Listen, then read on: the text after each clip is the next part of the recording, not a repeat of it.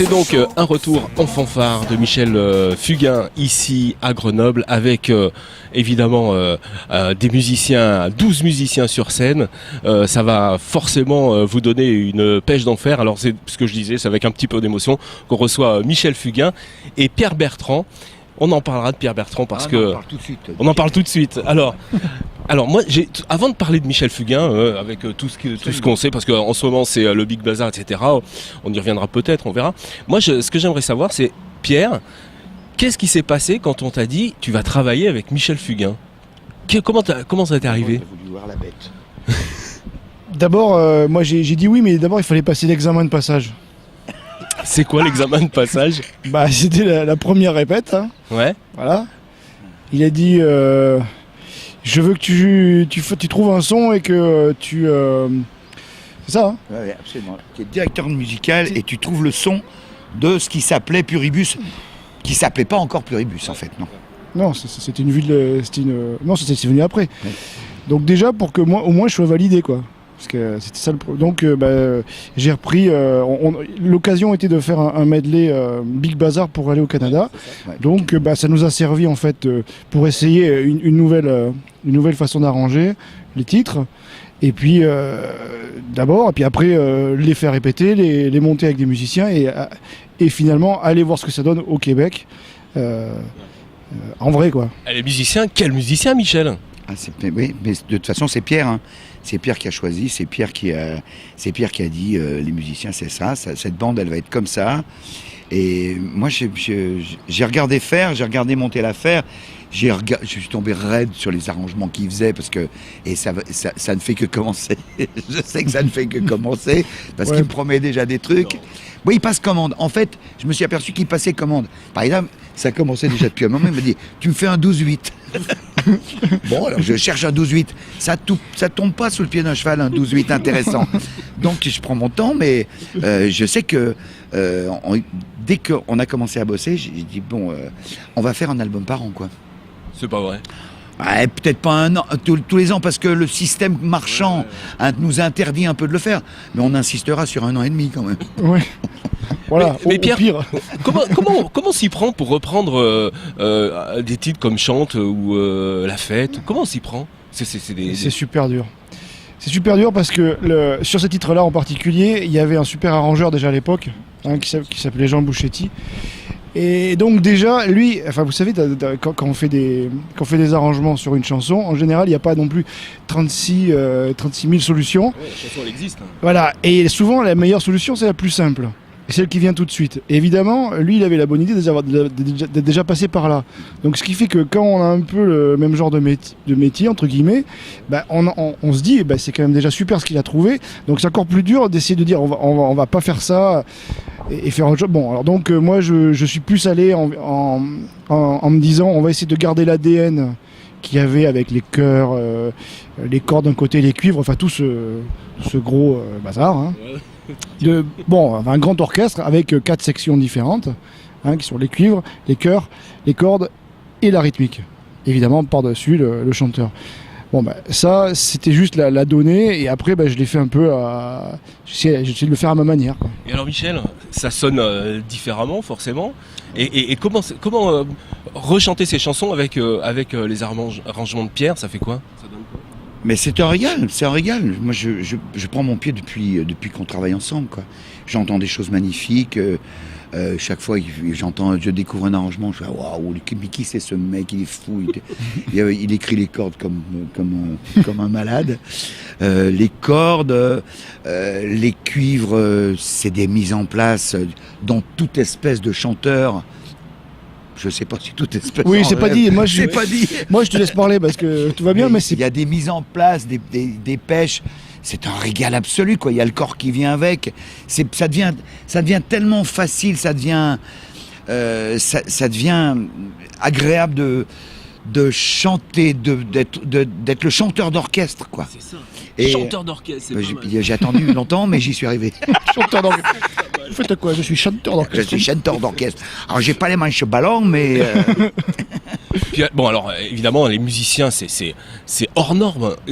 Chaque musicien, sont pas des musiciens comme on dit d'accompagnement. Ils ont chacun un projet, ils sont sur scène et ils viennent et ils sont là derrière Michel, derrière Pierre. Ouais, mais ça c'est Pierre qui doit dire parce que moi je fais le constat, je suis ébahi quoi. On est en train de faire quelque chose d'abord ce qui était strictement improbable, qui n'existe pas et je suis pas sûr que ça existe. De toute façon, je soutiens et là je t'interdis de dire non. Le projet ne tient que parce que il y a Pierre. C'est Pierre le fédérateur, je l'ai vu pendant les séances, il fédère tout le monde. Mais il fédère pourquoi ? Parce que tout le monde sait que Pierre Bertrand est un grand arrangeur, grand musicien, et qu'il n'y a pas une note en trop, pas une note à la con, il ne supporte pas les notes. Il entend tout, de toute façon, il entend tout. Ouais, non, Quand non. il n'est pas, il fait « Oh, c'est vilain !» Ouais. Ouais, c'est vrai que je peux être assez expressif sur un truc que j'aime pas. Oui, je confirme. Oui. Oh, c'est vilain. Alors on parle un peu des musiciens quand même parce que c'est tous des pointures quoi. Ouais, alors bon, je rectifie un petit peu parce qu'il faut quand même rendre à César ce qui est à César. Il y a quand même quelqu'un de formidable qui est Alex Lacombe et qui lui à la base en fait C'est lui l'initiateur. a mis comme une espèce de terreau. Et pour planter une graine dedans qui va prendre racine et qui va faire quelque chose. Effectivement, il avait monté une équipe de gens en se disant des gens qui pourraient jouer ensemble et qui auraient des affinités, qui seraient pas Enfin, c'est quand même. On rencontre beaucoup de gens dans le métier, mais on sait très bien qu'il y en a avec qui on sait qu'on pourrait pas passer non plus 4 semaines ensemble. Quoi. Tiens, ça se peut pas. Et donc voilà. Mais c'était pas gagné non plus. Et après, on a étendu l'équipe, donc ça a commencé par la rythmique déjà. Donc il y a Guillaume Farley qui est le bassiste et chanteur. Ils chantent, oui, ils chantent tous, hein. Mais Guillaume est plus chanteur. Et puis dans la raconte du spectacle, puisqu'il y a une petite raconte, je lui fais tenir un rôle qui est normal et Voilà. qui va grossir. J'espère que ça va grossir. Travailler avec un mec comme Michel Fugain, moi qui aime je suis pas un grand connaisseur de Fugain, mais j'ai toujours aimé sa patte, quoi. Et sa patte est quand même assez unique dans le décor français. Et c'est surtout, franchement, d'un point de vue mélodique et d'un point de vue dynamique, j'adore sa manière de faire, quoi. Et quand j'étais plus jeune, les morceaux comme, déjà tous les trucs du Big Bazar, j'ai vraiment baigné dedans. Mais tous les morceaux quand ils passaient à la radio, comme les Sud-Américaines, les machins, ça me mettait dans une joie. Et cette joie-là, je me suis dit, de toute façon...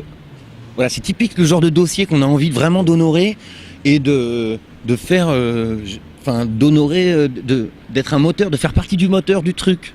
Mais là j'ai vu, parce que moi j'ai assisté aux balances là tout à l'heure, mais tu t'éclates comme un dingue même en balance quoi. C'est que du bonheur. J'ai l'impression que c'est que du bonheur, voilà, sur scène. Moi déjà, je prends vachement mon pied en faisant de la musique, d'un point de vue général. Je dis pas ça pour me la péter, je prends un grand pied à faire de la zig et à jouer de la basse. Et en plus de pouvoir honorer des dossiers qui pour moi font partie du patrimoine de la chanson française. C'est ça, c'est énorme quand même. Et de faire ça avec Michel qui est vraiment super ouvert, qui se prête à un jeu qui aujourd'hui est nouveau pour lui. Je trouve ça super formidable de sa part. Je trouve d'une grande classe et d'une grande ouverture d'esprit. Jouer avec Pierre en chef d'orchestre, c'est aussi assez extraordinaire. Il y a deux monstres sacrés quand même là. Ouais, Pierre Bertrand, évidemment, il n'a pas les heures de vol de Michel, mais par contre, Pierre Bertrand, il est en train de devenir un très grand. Et alors, je crois. Ça te fait quoi au fond de ton cœur d'être là avec les deux ? Moi, ça me touche parce que Fugain m'a touché dans l'enfance, donc il y a un truc de l'enfance. Donc c'est beaucoup plus profond. Maintenant, le fait d'honorer les arrangements de Pierre Bertrand, c'est carrément non seulement une chance mais un honneur. Et c'est pas l'aspect prestigieux qui m'excite, c'est la ponctualité de la bonne musique qui est jouée. Et ça m'excite. Et en plus, il y a un truc qui est fort, c'est que des grands gars comme Pierre Bertrand, qui sont des grosses têtes pensantes de la musique, des fois, ils sont pas faciles à gérer d'un point de vue humain. Et lui, humainement, c'est la définition d'un mec désarmant. Quoi. La définition d'un mec désarmant, c'est Pierre Bertrand. On a deux guitaristes, Bruno Bongarçon et Bertrand Papy, donc deux identités complètement différentes, mais bon, on se retrouve sur la partition, et surtout parce que je commence par les guitaristes parce que Michel Fugain, il doit y avoir des guitaristes. Ça fait partie de S'il n'y a pas les guitaristes, ça ira pas. Y a pas. Non. Donc d'abord, voilà, on fait la base. On a David Fall à la batterie, lui, on le présente plus, il a joué avec tout le monde. Cogneur. On a un docteur, c'est un scientifique de la... Ah non, Il s'appelle El Doctor. il est surnommé comme ça. Non, mais il a vraiment un doctorat de percussion. Il s'appelle Abraham Manfarol à Cuba. Il vient de Cuba. Voilà. Alors lui, donc, c'est un peu la brigade du bon goût latin. C'est ça, tu peux faire, ça tu peux pas faire, ça tu peux faire. Voilà. Ah oui, surveille. Hein. Voilà. On a Julien Agazard au clavier qui chante aussi. Et Yvan Delaval, donc deux claviers qui nous permettent d'essayer de reproduire ce qu'on avait aussi sur l'album avec plein de cuivres et plein de cordes. On a Lynn Cruz qui est une violoniste d'origine danoise, danoise, Ouais. ouais. Paris, mais elle est danoise. Voilà, virtuose, incroyable, une reine. Ouais, une présence sur scène incroyable. Reine. On a Michel Feugère, trompettiste. Bon, lui, je fais juste l'intégralité de toutes les séances de studio avec lui, où on se connaît, on peut... Voilà, on s'accorde même pas. Un truc qui dépasse, ils se connaissent par cœur. Non, mais oui, mais on... Ils se connaissent par cœur. Voilà. On respire ensemble, on joue ensemble, voilà, c'est tout quoi. Pierre m'avait appelé à l'époque pour participer à cette belle aventure qui était le Paris Jazz Big Band. Oui. Donc en fait ça remonte maintenant quasiment à une petite quinzaine d'années. On s'était déjà vu avant sur d'autres projets, sur des séances de studio, des choses comme ça. Et en fait Pierre après m'a sollicité à la fois pour l'enregistrement du dernier album de Michel Fugain et pour me proposer après donc ce nouveau départ finalement. Voilà. Je connaissais Michel Fugain depuis que je suis gamin. Alors notamment effectivement La Belle Histoire, tout ce qu'on connaît depuis notre enfance. Qui sont en fait pour moi des grands classiques en fait. Ça fait partie de mon enfance et ça fait donc partie aussi de mon histoire à moi. Donc c'est la raison pour laquelle en fait quand j'ai appris que dans ce nouveau projet en fait il y avait quand même ces tubes qui étaient joués, revisités aussi. Alors là évidemment c'est à la fois agréable musicalement, artistiquement, mais alors aussi il y a une dimension un peu nostalgique, tout ça, qui n'est pas désagréable. Je trouve ça, Et tout ça repris avec Pierre quand même, qui est là, qui repositionne. Comme je disais, revisité, c'est-à-dire en fait avec des arrangements nouveaux, vraiment revisités et de manière, c'est pas du tout, c'est au service toujours de la musique, au service de ces mélodies quand même qui au départ, j'entends au niveau de la composition, sont à mon sens des mélodies vraiment importantes. Je pense qu'effectivement Michel Fugain est vraiment un mélodiste. Enfin, je dis ça, il n'y a aucune, je dis pas ça, c'est aucune démagogie ou quoi que ce soit. Je pense que c'est vraiment, c'est des mélodies qui sont importantes. Voilà. Et donc je suis absolument ravi. Oui, il ne faut pas oublier Pierre Bertrand au sax, quoi. Bah oui. Sax, flûte. Oui, bon. Pour l'instant, il n'a pas sorti encore le baryton. Oui, mais alors ça, Michel. Ça, je fais pas de publicité parce que c'est très lourd à porter. Oui, il hésite. Là, c'est pour le studio, ça. Et puis bon, elle a quand même, on peut le dire, elle a une petite perle qu'on est. Dominique Fidanza, une grande perle. C'est quelqu'un que j'avais repéré. À la Starac, je suppose. À la Starac, ouais. Bon, j'avais halluciné par tout ce qu'elle pouvait faire, et puis surtout parce que dès qu'elle produit un son avec sa voix, il y a des émotions qui passent. Et bon, c'est pas tous les jours. Donc et les gens vont l'adorer. Ah ouais. Moi, Pierre, je l'ai rencontré il y a 7 ans, et depuis. Ça a été une rencontre sur un plateau qu'on a fait. Ouais. Et puis après 7 ans, donc il me contacte en me disant qu'est-ce que tu fais en ce moment. Voilà, c'est comme ça que ça s'est fait de manière très, très naturelle et très simple. Et il se passe quoi? Alors vous faites quoi sur la scène? Je fais pas mal de choses. Je joue des petits instruments, je joue de la guitare. Je peins, c'est un petit. J'essaie de bouger pas mal sur la scène. J'aime pas trop rester sur place. Donc voilà, j'ai envahi un peu la scène et les musiciens. Et j'ai quelques petites confidences. Vous apportez votre petite touche personnelle de plasticienne, on va dire. Ben oui, voilà, c'est quand on m'a parlé du projet et qu'on m'a dit, écoute, tu as carte blanche par rapport aussi à ton côté peintre. Du coup, je me suis dit, allez, j'accepte aussi pour ça parce que c'est quand même rare de voir quand même quelqu'un de voir de la peinture sur scène, c'est pas tous les jours. Et je me suis dit là, je valide le projet. C'est d'ores et déjà notre mascotte. Ah ouais, vu sa taille, on ne peut pas dire autre chose. Elle est elle est petite, c'est une petite nana. Mais elle dégage, ça va être terrible. Tout le monde va apprendre des choses. Non, on est là pour s'apprendre des choses les uns aux autres et puis de tirer des leçons. Quoi. Ce qui a été fabuleux, c'est qu'on l'avait recrutée comme chanteuse qui a une personnalité, qui peut faire les chœurs, mais qui peut aussi donner la réplique à Michel. Mais ce qu'on ne savait pas, c'est qu'en fait, elle était diplômée des Beaux-Arts de Florence. Oui, j'ai lu sa bio. Ouais. Voilà, et donc on s'est retrouvé avec quelqu'un qui a remanié la pochette, qui est en train de dessiner, de peindre sur scène. Les trucs sur la pochette, c'est elle. Elle a regardé, puis elle a fait...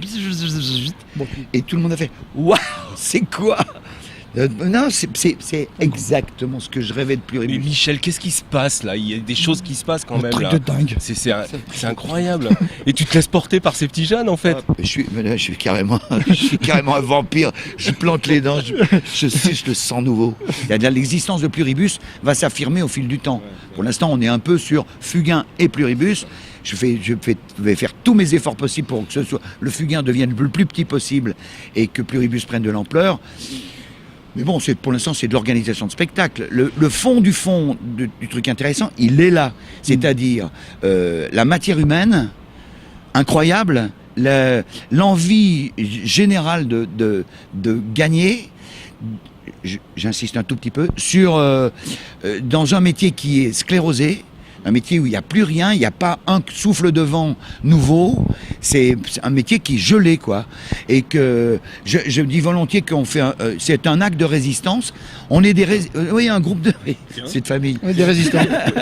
C'est un acte de résistance à la morosité ambiante, à l'espèce de sinistrose qui s'est installée et contre laquelle personne semble aller. Donc voilà, ça me paraît important. C'est pour ça que le cahier des charges, et là c'est important pour Pierre quand il intervient, le cahier des charges c'est beaucoup de monde en scène et c'est festif. D'abord il y a eu un gros travail, on a travaillé au mois d'août, mais bon, les partitions de Pierre Bertrand, il faut bien l'avouer, sont pas faciles, mon Pierre. Ben oui, mais comment dire, si on fait les partitions de tout le monde, en vrai, ça sert à quoi? C'est ça que j'adore. Et puis moi, j'ai connu toujours avec des papiers, des partitions de partout. Non, parce que là, on les a presque plus. Bientôt, il n'y aura plus de partoche. Oui. C'est un 30 numéros musicaux, sans partoche. Je peux dire que mais ils ont intérêt à manger du poisson pané. En même temps, c'est vrai qu'on apprend beaucoup dans ce genre de cas, parce que le fait de devoir l'apprendre par cœur, ça veut dire qu'au niveau de la logique des voix qui sont écrites, il faut faire des choses qui soient quand même un peu... qui s'entendent. C'est ça. Voilà, donc je me suis réservé les voix les plus pourries pour moi. Parce que comme ça, il pourra s'engueuler que lui, quoi. Voilà. Alexandre, je l'ai rencontré au mois de novembre. Je commence à faire les chansons au mois de janvier, il me laisse 2 mois. Et j'ai fait 6 chansons en 2 mois. Donc je ne suis pas mécontent d'ailleurs. T'as bien fait de te lever ce jour-là. J'ai bien fait de me lever parce que je les envoie. Parce que imagine, je fais des chansons et je les envoie à Pierre Bertrand et je balise parce qu'il peut très bien me dire, dis donc, c'est un peu pourrave tes trucs. Si tu penses que je vais mettre un arrangement là-dessus, attends, il a le droit normalement. Oui. Bon, j'en pas. Oui, bon là. Voilà. Quand on se connaît pas, on peut éviter ce genre de... Pas tout de suite, quoi. Ouais, pas tout de suite. Oui. C'est dire que mon avenir s'assombrit de jour en jour. Non, t'as dit que t'étais encore pour 100 ans, c'est écrit sur les chansons. Hein. Ouais, mais bon, je pense que... Oui. Il va falloir que je fasse un prix de gros quand même. Bon, en tout cas, merci beaucoup de nous avoir accordé un peu de temps. C'est un vrai plaisir et moi, ce que j'aimerais en retirer, c'est votre amitié, quoi. Si je peux la garder, c'est avec plaisir, quoi. Elle est forte et elle risque de durer longtemps. Mais j'attends aussi un truc. Bon, tout le monde sait, Pierre Bertrand, c'est un homme de jazz. Hein, d'accord, il baigne là-dedans. J'attends la réaction des fans de jazz et puis des musiciens. Mais qu'est-ce que c'est que cet attelage qu'est-ce que c'est que cet attelage improbable entre un mec qui fait du jazz, qui est répertorié comme un mec de jazz et qui est un grand de la musique, et ce type qui vient... En gros, c'est la variété. Mais alors là, je réponds d'abord... Tu me permets de le répondre ? Oui. D'abord, c'est que vous n'avez pas écouté les mecs, parce que c'est pas vraiment de la variétoche. Il y a des belles harmonies, et je suppose que Pierre Bertrand a accepté le deal parce qu'il avait des belles harmonies à triturer, Ah bah oui. Il a trituré comme un fou, tu peux pas imaginer. Je triturais, non, Ouais, non. tu m'as mis des bémols 13e quelque part. Il y en a.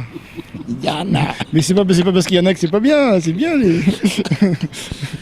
Bon, je ne veux pas prendre plus de temps, je sais qu'il y a encore pas mal de boulot. Je vous remercie beaucoup de m'avoir accordé un petit mot. Merci beaucoup. Merci.